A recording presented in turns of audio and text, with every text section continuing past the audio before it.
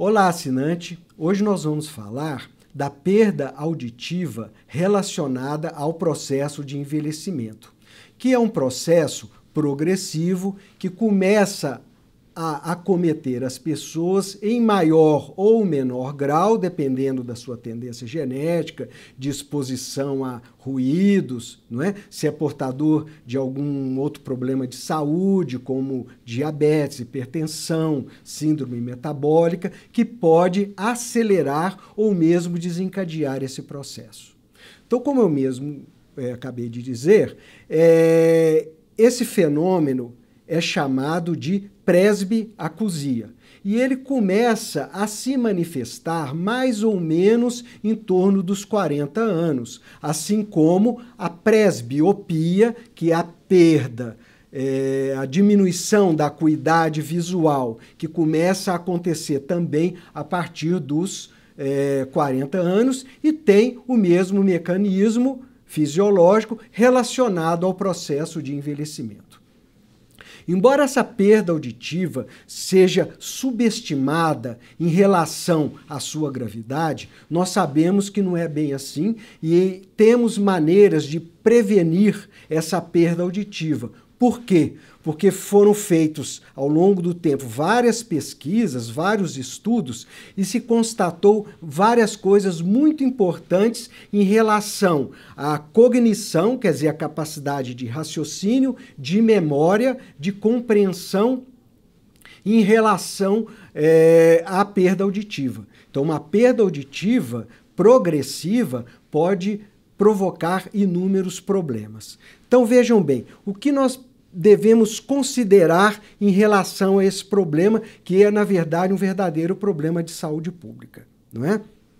Primeiro, nós sabemos que a perda auditiva pode acometer tanto os aspectos físicos, não é? Por exemplo, a percepção de ruídos ambientais, por exemplo, dificuldade para se localizar no meio do tráfego, não é? Dificuldade para perceber o ruído de outros veículos, não é? E isso atrapalha a orientação para dirigir, por exemplo, não é?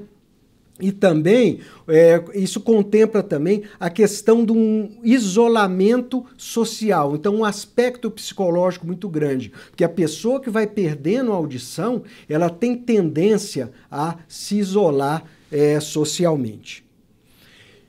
E por que isso é importante? Eu falo mais em relação ao isolamento social e ao isolamento intelectual. Sim, por quê? Porque a audição é um dos maiores estimulantes do processo de desenvolvimento cognitivo e intelectual do cérebro.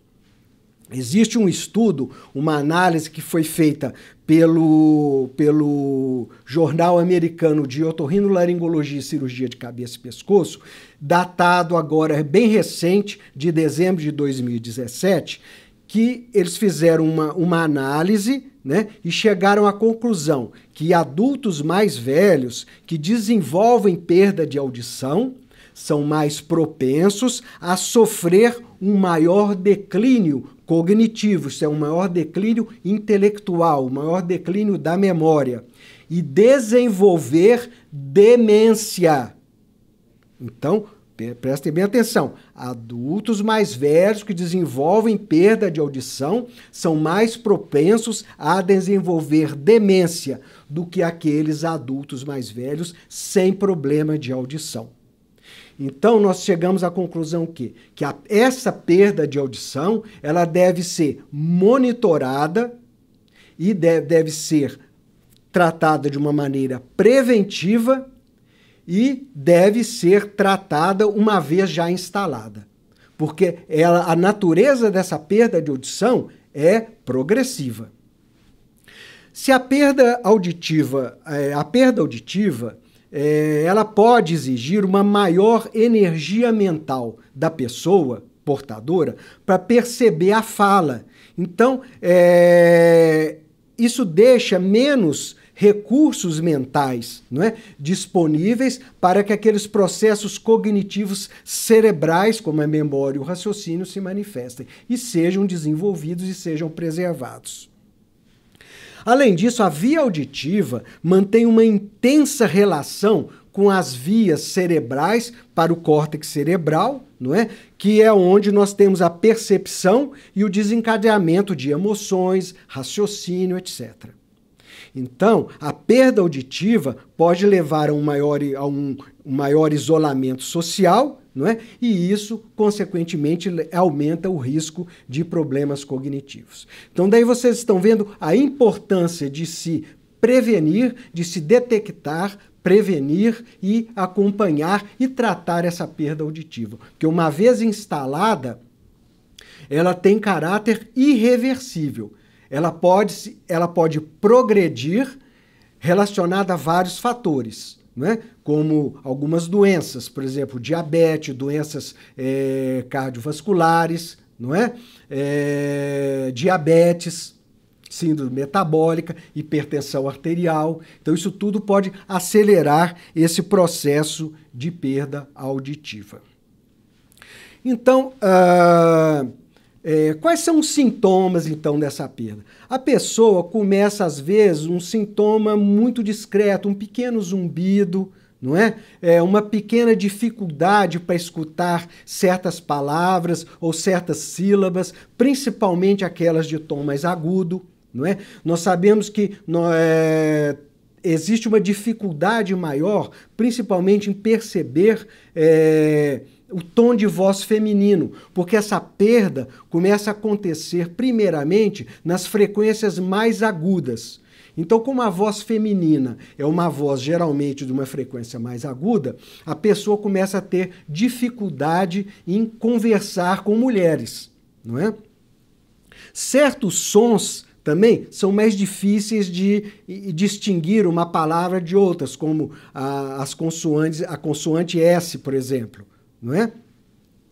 O zumbido pode aparecer também, pode ou não estar presente. É comum, no início, um pequeno zumbido, muitas vezes passa despercebido.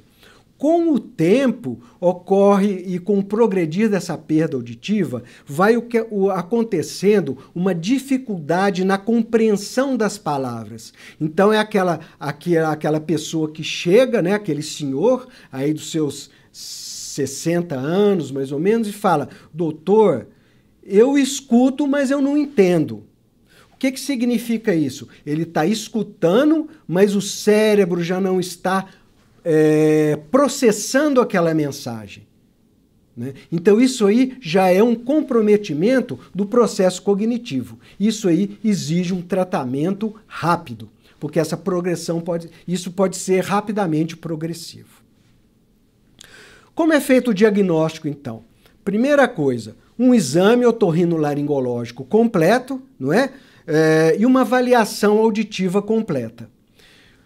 Nós recomendamos, em termos de prevenção, a partir dos 40 anos, você fazer uma visita ao seu médico otorrinolaringologista e fazer uma bateria, uma avaliação de exames audiológicos. Todo ano, como você faz exame de vista todo ano, como você faz um check-up metabólico, hormonal todo ano, você deve também fazer uma avaliação auditiva todo ano. Principalmente se na sua família existem casos de perda auditiva. Qual que seria, então, o tratamento e a prevenção? Bom, uma vez instalada, não existe uma cura para a perda auditiva relacionada à idade. Então, nós temos que detectá-la e evitar a sua piora progressiva. Ou protelar e prevenir o máximo de tempo possível a sua instalação. Primeira coisa, então, tratar a síndrome metabólica. Então, a síndrome metabólica é aquela síndrome que existe associação de sobrepeso, obesidade, com diabetes, hipertensão arterial e outros sintomas. Esses são os principais.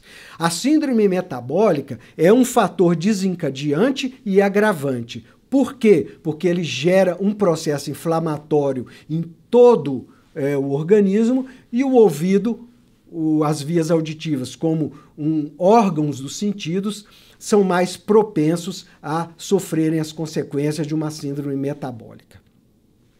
Balanceamento hormonal. Então, devemos fazer o nosso balanceamento hormonal porque a disfunção hormonal, principalmente relacionada à tireoide, a aldosterona, que é um hormônio que controla o balanceamento da urina, não é? Do sódio, do potássio, né? Balanceamento do hormônio do crescimento, que no adulto tem a função regenerativa, do estrogênio, da testosterona e da melatonina. Então é muito importante fazer um balanceamento hormonal ligado a isso, tá bem? Tratar a hipertensão ou prevenir a hipertensão arterial, tratar deficiência de magnésio e zinco. Nós sabemos que o órgão do corpo onde existe a maior concentração de zinco é o ouvido interno. Então, daí concluímos o quê? Que o zinco é um elemento importantíssimo na manutenção do metabolismo dessas vias auditivas, junto com o magnésio.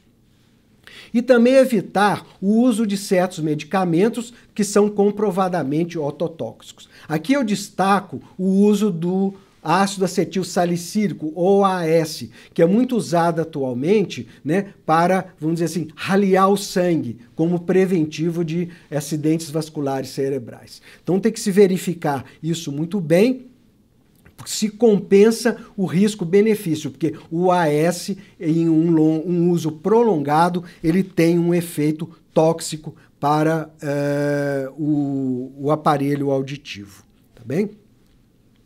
Então, voltando então, tratamento e prevenção, recordando, tratar a síndrome metabólica, fazer um balanceamento hormonal, suplementação de magnésio e zinco, não é? Suplementação de vitamina D, K2, vitamina A e vitaminas do complexo B, principalmente a B1, a B3 e a B12. Então essas vitaminas D3, a K2, a A, B1, B3 e B12 são essenciais para o bom funcionamento, para o metabolismo das vias auditivas, não é?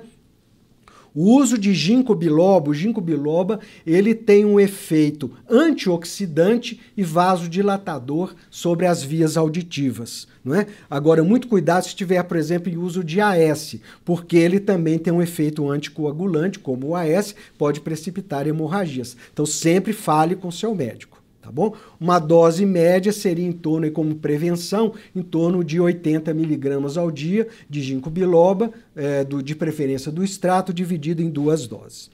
Então, o resveratrol também é muito importante para o metabolismo das vias auditivas e cardiovascular de uma maneira geral, e nós sugerimos uma dose em torno de 150 mg ao dia. A ubiquinona, ou coenzima Q10, principalmente se vocês tiverem uso de estatinas, tá bem? Uma dose média de 100 mg ao dia. Tem um efeito antirradicais livres, não é? Muito, muito bom. E o aspartato de arginina, que ele melhora a secreção, a produção do hormônio do crescimento, que, como eu citei há pouco, é muito importante para o metabolismo da via auditiva. Uma dose variável de 2 a 4 gramas ao dia. Bem, pessoal, então era isso aí que a gente tinha que colocar para você em relação a essa perda auditiva relacionada à idade. Então nós estamos vendo que tudo é prevenção, tudo é cuidado. E tome bastante cuidado se você tem casos na família. Muito obrigado.